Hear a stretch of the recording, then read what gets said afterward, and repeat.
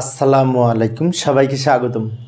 প্রিয় শিক্ষার্থী বন্ধুরা, আজকে আমি আইসিটি বিষয়ের আমরা যখন সংখ্যা পদ্ধতি অঙ্কের ক্ষেত্রে এই যে যোগের মাধ্যমে পার্থক্য নির্ণয় করি, অর্থাৎ বিয়োগ ফল নির্ণয় করতে হবে যোগের মাধ্যমে। যেমন ৮৬ থেকে ৬৩ বিয়োগ করব যোগের মাধ্যমে, কিভাবে করব তাই না? হ্যাঁ, যোগের মাধ্যমে বিয়োগ ফল নির্ণয় করা যায়, সেক্ষেত্রে দুইয়ের পরিপূরক পদ্ধতি ব্যবহার করতে হবে। তো সহজভাবে আমি আলোচনা করার চেষ্টা করব। আলোচনায় আছি আমি মোহাম্মদ সিরাজুল ইসলাম।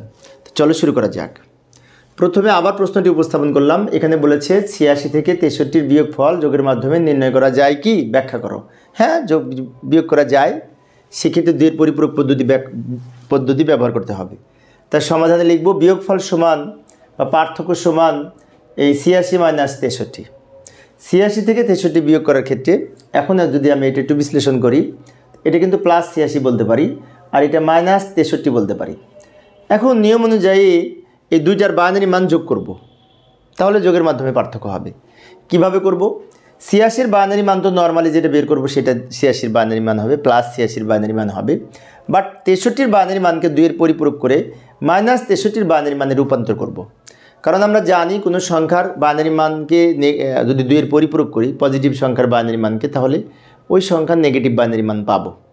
যেমন সেজন্য আমরা একটা কথা লিখে নিব এইখানে, যে দ্বিতীয় সংখ্যাটি মাইনাস ৬৩ মানে কি ঋণাত্মক হওয়ায়, মাইনাস মানে ঋণাত্মক হওয়ায় দুইয়ের পরিপূরক নির্ণয় করতে হবে। সেজন্য মাইনাস ৬৩-এর বাইনারি মান আমরা বের করব। যাই পরের পেজে যাই, এখানে জায়গা নাই। এই যে ৬৩-এর বাইনারি মান কিন্তু ৬টা ১, তাই না? এটা তো আমরা জানি। আর যদি না জানি তাহলে ক্যালকুলেটারে বের করে নিব, ৬৩-এর বাইনারি মান বের করতে পারি, অথবা ৬৩-কে বারবার ২ দ্বারা ভাগ করলেও আমরা বের করতে পারি। তো যাই হোক, আমার জানা ছিল তাই লিখে দিলাম ৬৩-এর বাইনারি মান ৬টা ১ লিখলাম, ক্যালকুলেটারে বের করেও নিতে পারি। এবার বাম দিকে এই ৬ বিটের বাম পাশে আরও ২টা শূন্য দিয়ে আমরা ৮ বিট তৈরি করে নিলাম। এই যে ৮ বিটে সাজিয়ে লিখলাম, এটিকে বলা হয় ৮ বিট প্রকৃত মান। ৮ বিট রেজিস্টারে সাজিয়ে লেখা, এই কথা এটাকে বলা হয়। এখন এই ৮ বিট রেজিস্টার বাইনারি মানকে উল্টিয়ে লিখে আমরা একের পরিপূরক মান পাবো। কিভাবে উল্টিয়ে লিখব? উপরে যদি ১ থাকে, একের পরিবর্তে নিচে ০ লিখব, এই একগুলির পরিবর্তে সব ০ লিখব, আর ০-এর পরিবর্তে ১ লিখব।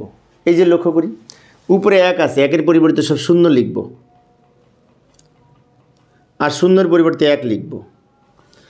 এই যেটা পেলাম এটা হচ্ছে একের পরিপূরক মান, উল্টিয়ে লিখে এবার এর সাথে ১ যদি যোগ করি, তাহলে আমরা এখানে যেটি পাবো সেটা হচ্ছে ২-এর পরিপূরক মান এবং মাইনাস ৬৩-এর বাইনারি মান। যোগ করি, ০ আর ১ যোগ করে ১, হাতে কোনো সংখ্যা নাই, এই ০ নিচে নেমে গেছে, এই ০ নিচে নেমে গেছে, এই ০ নিচে নামছে, এই ০ নিচে নামছে, এই ০ নিচে নামছে, এই ১ নেমে গেছে। এই যে সংখ্যাটি পেলাম ২-এর পরিপূরক করে, সেটা হচ্ছে মাইনাস ৬৩-এর মান।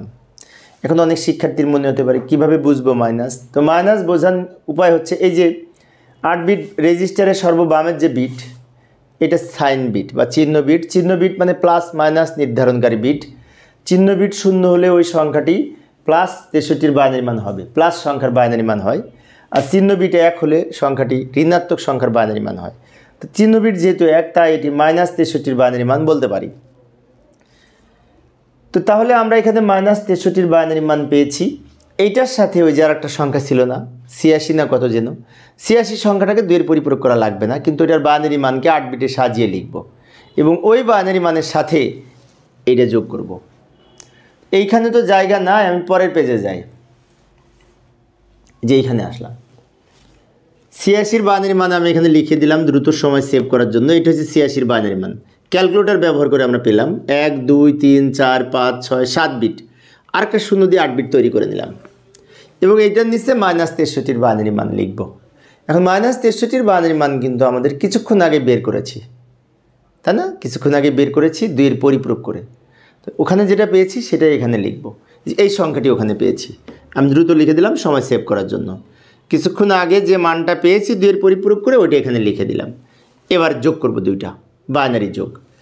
০ আর ১ যোগ করে ১, হাতে কিছু নাই, ১ আর ০ যোগ করে ১, ১ আর ০ যোগ করে ১, ০ আর ০ যোগ করে ০, ১ আর ০ যোগ করে ১, ০ আর ০ যোগ করে ০, ১ আর ১ যোগ করে তো ২ হয়, তাই না? কিন্তু ২-এর বাইনারি ১, ০ বা ১০, সেজন্য আমরা সহজে বোঝার জন্য বলে থাকি 1 আর 1 যোগ করে 10, বলা সহজ লেখা সহজ, সেজন্য। তো লক্ষ্য করি 1 আর 1 যোগ করে 10 যদি বলি 10-এর 0 হাতে থাকে 1, হাতের 1 আর এই 1 যোগ করে আবার 10, 10-এর 0 হাতে থাকে 1, সে হাতের 1 এখানে লিখে দিব। এখন এই যে যোগ করে মানটা পেলাম, এটা কিন্তু এই দুইটার পার্থক্য হবে, সেজন্য এখানে এই দুটো বিয়োগ করেছি। 86 থেকে 63 বিয়োগ করে +23 হয়েছে, কারণ প্লাস সংখ্যাটা বড়। এদিকে করলাম বিয়োগ আর ওদিকে করলাম যোগ, সেজন্য বলা হয় যোগের মাধ্যমে বিয়োগফল নির্ণয়। আবারও বলছি, এদিকে করলাম বিয়োগ, বাট ওদিকে করেছি কিন্তু যোগ, বিয়োগ করি নাই, কিন্তু যোগ করেছি, সেজন্য বলা হয় যোগের মাধ্যমে পার্থক্য নির্ণয়।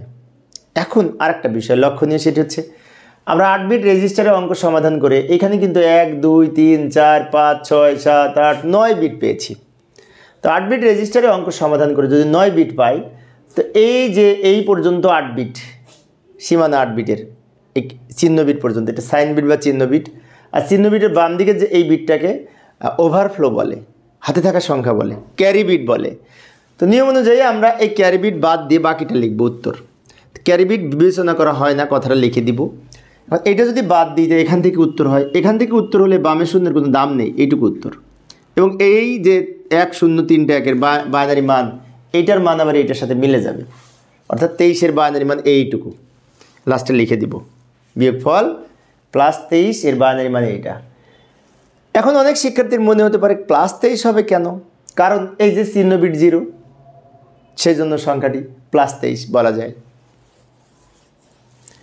তো প্রিয় শিক্ষার্থী বন্ধুরা, এই ছিল আমার আজকের আলোচনা। আমি শিক্ষার্থীদের অনুরোধে অল্প অল্প করে আলোচনা করি, যাতে শিক্ষার্থীরা বোরিং ফিল না করে। পরের ক্লাসে কি করব একটু দেখে যাই।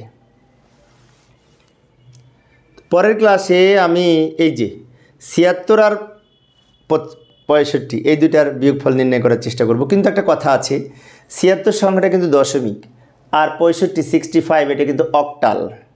তাহলে এটা দশমিক, এটা অক্টাল, এই দুইটার বিয়োগফল কীভাবে করব, তাই না? তো পরের ক্লাসে দেখার আমন্ত্রণ রইল। আর তোমরা যদি পারো নিজে করে উত্তর কত হবে কমেন্টসে জানিয়ে দিবে। ধন্যবাদ সবাইকে।